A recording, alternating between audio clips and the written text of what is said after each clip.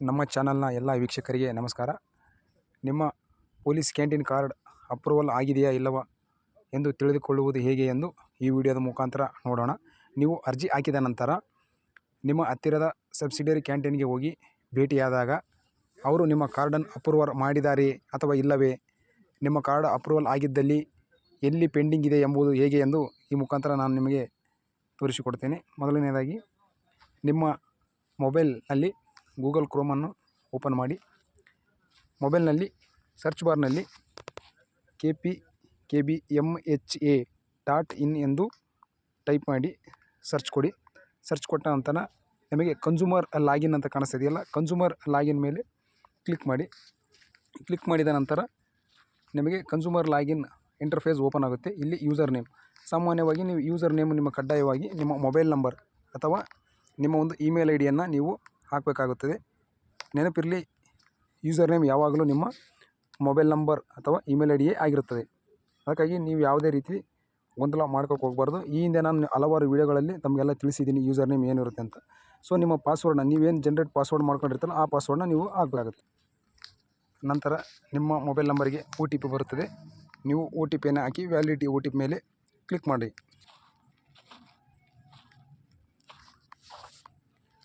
ಹಾಕಿದ ನಂತರ ಇಲ್ಲಿ 3 ಲೈನ್ಸ್ ಕಾಣ್ತಾ ಇದೆಯಲ್ಲ, 3 ಲೈನ್ಸ್ ಮೇಲೆ ಕ್ಲಿಕ್ ಮಾಡಿ.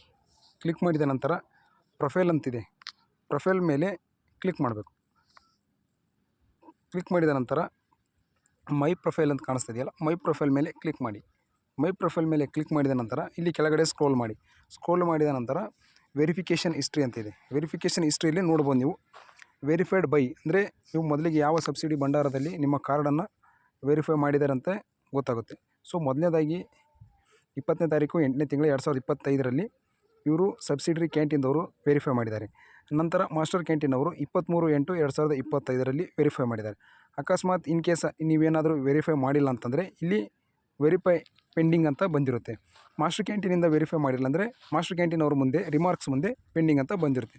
ಸೊ ಇವಾಗ ನನ್ನ ಕಾರ್ಡು 2 ಕಡೆಯೂ ವೆರಿಫೈ ಆಗಿರೋದ್ರಿಂದ ನನ್ನ ಕಾರ್ಡನ್ನು ನಾನು ಈಸಿಯಾಗಿ ಡೌನ್ಲೋಡ್ ಮಾಡ್ಕೊಳ್ಬೋದಾಗಿರುತ್ತೆ. ಸೊ ಈ ರೀತಿಯಾಗಿ ನಿಮ್ಮ ಕಾರ್ಡ್ ವೆರಿಫೈ ಆಗಿದೆಯಾ ಅಥವಾ ಇಲ್ಲ ಎಂದು ತಿಳಿದುಕೊಳ್ಳಲು ನೀವು ಕನ್ಸ್ಯೂಮರ್ ಲಾಗಿನ್ಗೆ ಹೋಗಿ ಲಾಗಿನ್ ಆಗಿ ನಾನು ತಿಳಿಸಿಕೊಟ್ಟಂಥ ರೀತಿಯಲ್ಲಿ ಚೆಕ್ ಮಾಡೋದ್ರ ಮುಖಾಂತರ ನಿಮ್ಮ ಕಾರ್ಡ್ನ ಮಾಹಿತಿ ನಿಮಗೆ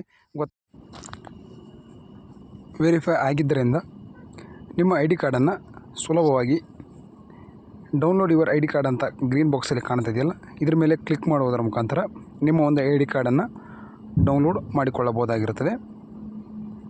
ವಿಡಿಯೋ ಇಷ್ಟ ಆಗಿದ್ದರೆ ಲೈಕ್ ಮಾಡಿ, ಶೇರ್ ಮಾಡಿ. ಇದೇ ರೀತಿಯ ಹೆಚ್ಚಿನ ವಿಡಿಯೋಗಳಿಗಾಗಿ ನಮ್ಮ ಚಾನಲನ್ನು ಸಬ್ಸ್ಕ್ರೈಬ್ ಮಾಡಿ. ಎಲ್ಲರಿಗೂ ಧನ್ಯವಾದಗಳು.